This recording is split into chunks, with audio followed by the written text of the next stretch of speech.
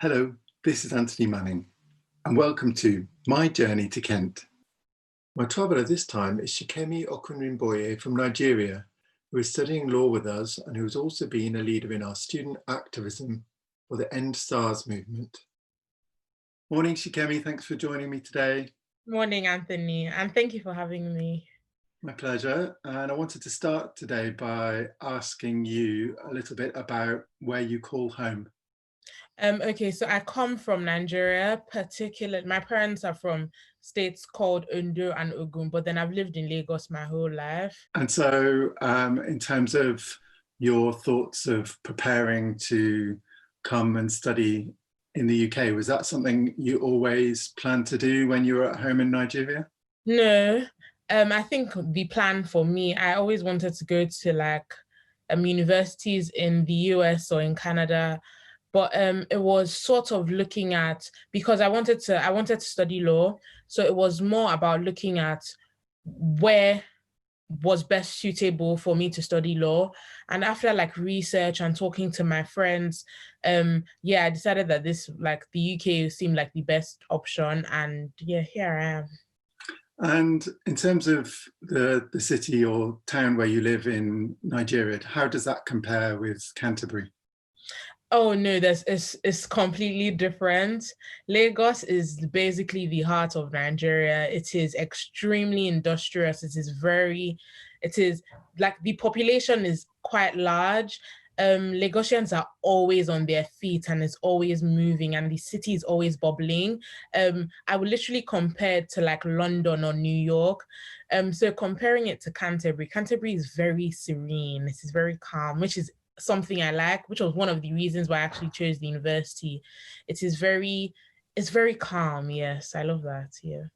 Did you expect it to be that way when you joined us? Yes, I think I did from my research, and also I knew people that had come to Kent. So asking about the experiences and also asking how like the campus was, asking how the town was, I was able to get that feeling. But you also get that feeling as well from the pictures you see. So yeah, I knew that it was very serene, and I was like, and I knew that that's what I wanted. Brilliant. And can you tell us more about what you're studying at Kent and maybe what inspired you to choose that subject? Many people would normally assume that like I decided to study law because my dad was a lawyer, but I think the reason for me studying law is because I've seen that law is what you can use to change nations, you can use it to change structures, because our lives basically revolve around it. And I found that very interesting, and I have always wanted to be someone that causes change, and the two just seem to fit in perfectly, honestly. Brilliant. And we talked a little bit about your home and the differences between Canterbury and where you live in Lagos, but how did you find out about the University of Kent? So I did an international foundation year through the NCUK, at one of the NCUK centers in Lagos called Oxbridge. And it was one of those things. I mean, I had heard of Kent before, and as I said, I knew people that had come here from my secondary school. But then I think what really drew me to Kent was the law program. You see that like Kent, I wanted to go to a university that took my like course very seriously, and I saw that Kent was very invested in law. And I noticed this from like all the visitings that like through when universities will come to our school and things like that. Yeah.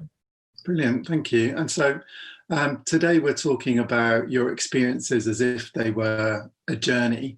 And so what I'm interested in now is if you had to pack three things for your journey, maybe real things or metaphorical things, what would they be? What would your essential items be?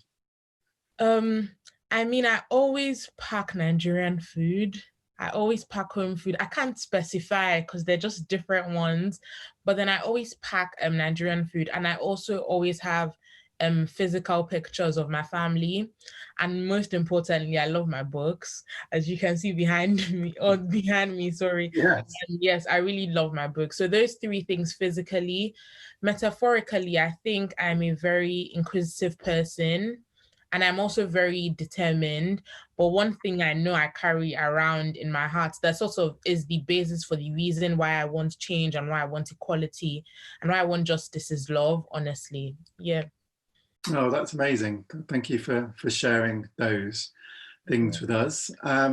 So you've given us an insight into your journey from your experiences in Nigeria to your studies in NCUK and then on to the University of Kent.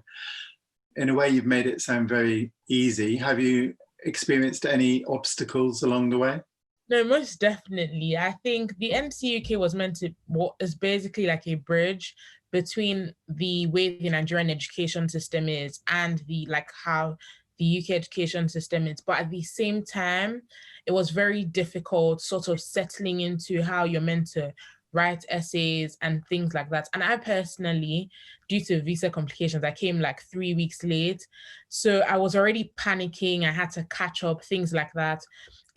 So I'm very proud that I was able to overcome that. And one thing I think is, as a law student, I can say that like the law school is quite supportive, and there are different resources that you can access that sort of help you with this. But another thing I'm going to say is I'm giving myself credit for 2020 in general because it has been a very crazy roller coaster. So still just being here, I think I'm quite proud of myself for that. Yeah. Absolutely, and we're proud of you too, because as you say, it's been a complex year, hasn't it? Yeah.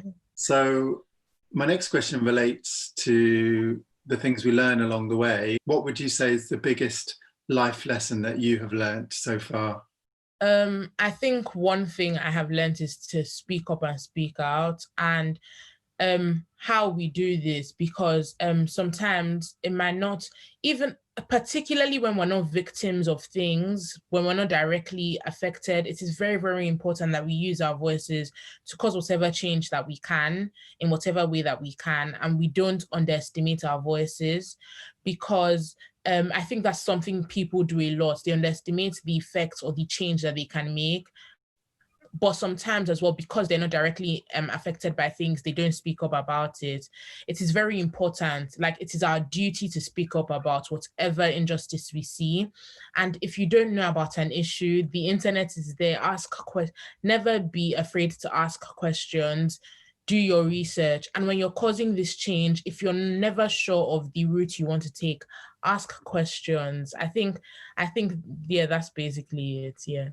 Brilliant. So that's, in a way, the advice that you would give to other students. Yes, I think the advice I would give, mostly apart from speaking up and speaking out, is also asking questions about anything, because I believe that life is full of learning and unlearning. And particularly when it comes to the latter, you need to acknowledge when you've done something wrong. And so, yes, always ask questions, do what you want to do, honestly. And above anything, it's very important for you to believe in yourself, believe in your journey. And yours might be more difficult than the other person's, but then it doesn't make it any less legitimate or any more legitimate, in fact. So you need to, I think it's very important for students to remember that. Gosh, that is great advice for all of us and for students following in your footsteps. So thank you for that. So I also wanted to ask you now, because I know that you've been very active in recent weeks linked to how students on campus are supporting the End SARS movement. Would you be able to say a bit about that? So I think what my friends and I did, it was basically because it was, and this is connected to what I'm saying about speaking up and speaking out. Sometimes it's uncomfortable, or sometimes, like, it's only, I think it's even only uncomfortable when you say it's uncomfortable or when you feel like it's uncomfortable. But then when you want to get things done, you can get it done. We decided on Tuesday nights that, you know what, we needed to have a march around campus. More people needed to know what was going on. And we did this on Thursday. We couldn't believe that we did it, because it's a different thing posting on social media, and it's a different thing actually doing that. So, and also with the people that showed up, we got people to stop and listen to us. We got people to hear what we were saying. There were people that were, from their faces, I knew that they were hearing about what was going on for the first time. So I think like this is another way of talking about things in whatever space you're in, even if you're not in Nigeria, or even if you're not at home, whatever home is, and there might be something going on there, or there might be something going on anywhere else. Do whatever you can and reach out to people. Again, we reached out to other people to help us because we definitely didn't, we had not done this before. So I think, yeah, this just connects basically. You need to, when you're uncomfortable about situations, you need to talk about it and you need to do something about it, not just for yourself, but also for those behind. And I think with this movement particularly, what we've seen is Nigerians are basically unifying, and we're seeing that we have more for ourselves, or we deserve more, and we're seeing what we can accomplish when we come together. So I think it's very important for us to also look at, whilst there might be things we need to work on, we need to look at our strengths as well, basically. Yeah. Absolutely. Gosh, that's a great message for everybody. And I could see from my experience of watching the march, how inspired the community was to get behind that message. And of course, it's difficult enough organising something like that in normal times, but organising it at a time of social distance must have been doubly challenging. Yeah. Now, I think, yes, we did have to. I think it's also when you have people that also share what it is. Luckily, we didn't have any disturbances. People knew the importance of us following safety precautions, particularly in times like this. So yes, it's also you looking at, it's very, very important looking at the times that we're in. We had to be proactive. We had to think of, how do we want to do the track and trace? How do we want to ensure people are socially distancing? How do we want to ensure that everyone is wearing their masks? Yes, basically, yeah. Fantastic. And so we've come with you on your journey thus far, and obviously you've got the rest of your studies ahead of you. But could you tell us a little bit about your plans for the future? What's your next destination? I can't say for sure, honestly. I'm in second year and I'm thinking, and I'm quite nervous that I haven't decided, or I'm not 100% sure of what I want to do. But then I think I'm also reminding myself that that is okay. I know for sure I want to be a solicitor. I know the routes I need to go through to get there. But I also know that in whatever I'm doing, I want to ensure that I'm causing some form of change, and I'm using whatever voice I have or whatever instrument I have to do something. So I think, yes, I think basically my future, I can't be sure of it, honestly. But yeah.